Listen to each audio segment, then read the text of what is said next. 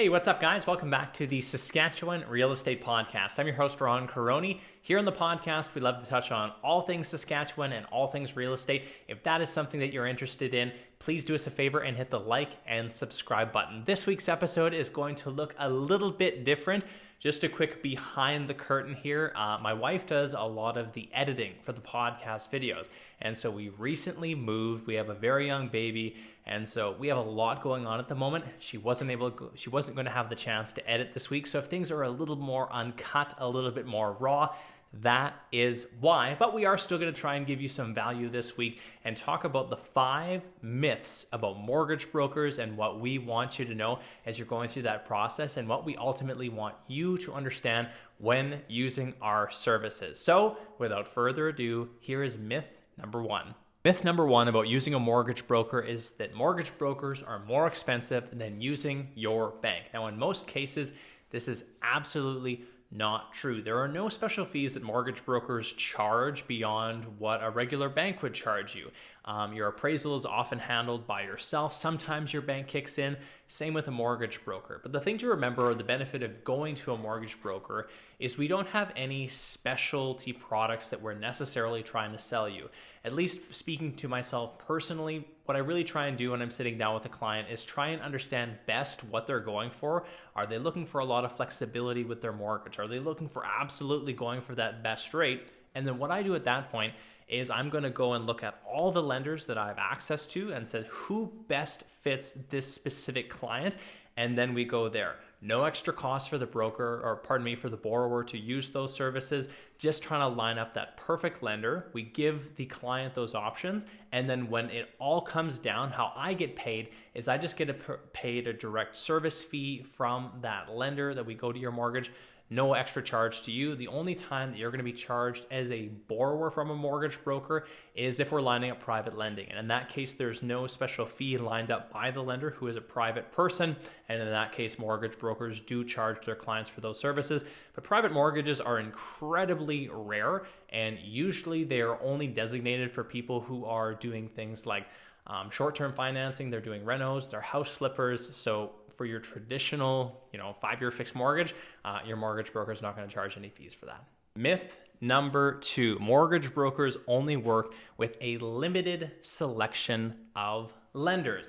And so me personally, we have access to around 18 different lenders. So this is your traditional banks, Scotiabank, TD, Manulife, and then we also have access to monoline lenders or mortgage-only lenders. The big ones are going to be MCAP, First National, RMG, Strive.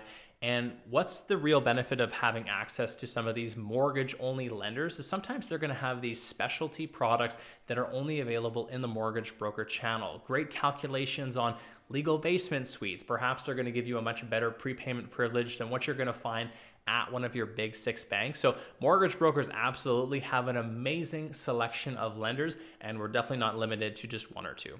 All right, moving on to myth number 3. Mortgage brokers are for people who have bad credit only. I've heard this one from a few people that as a mortgage broker, you're only dealing with people who've had consumer proposals or bankruptcies. You're able to find creative solutions for people who are business for self. Now, while we do have options for clients just like that, people who've had consumer proposals, bankruptcies, a business for self person who hasn't been qualified correctly at their bank, we also have top-notch rates and lenders for people who are, excellent borrowers. They have a saved up down payment, they have good credit, and they have that regular job. It's an excellent option to go to a mortgage broker and again, go to those different lenders and say, hey, who has the best rate available?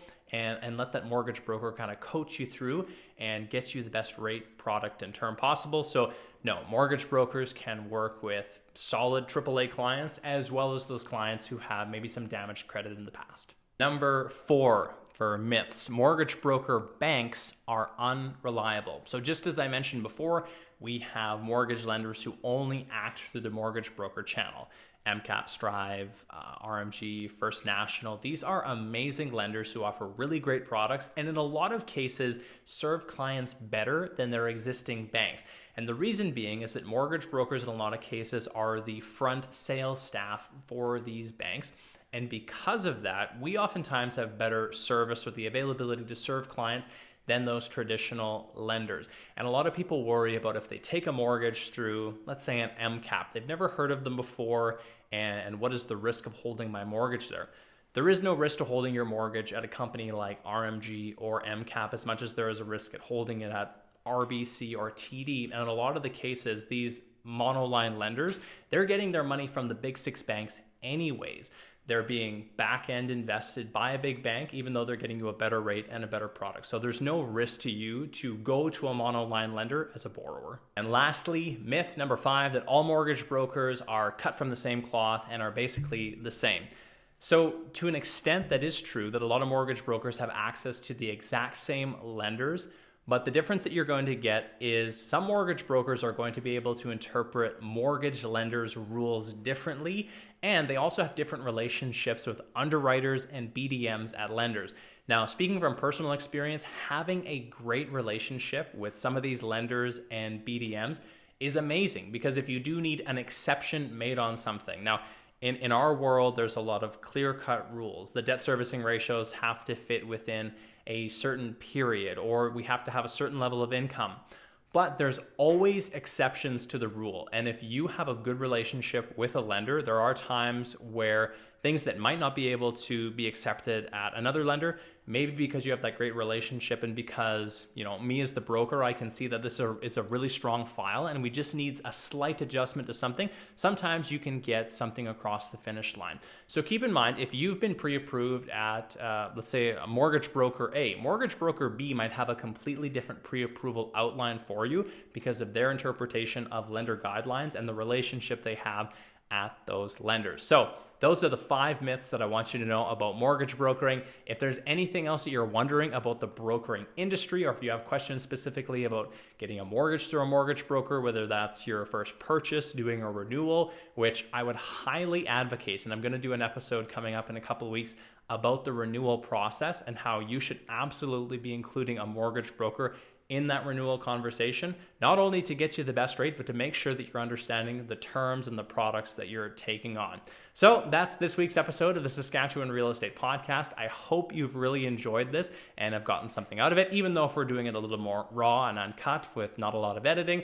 But keep me posted if you have any comments or questions in the section below. And thank you so much for checking out this episode of the Saskatchewan Real Estate Podcast. Until next week, bye for now.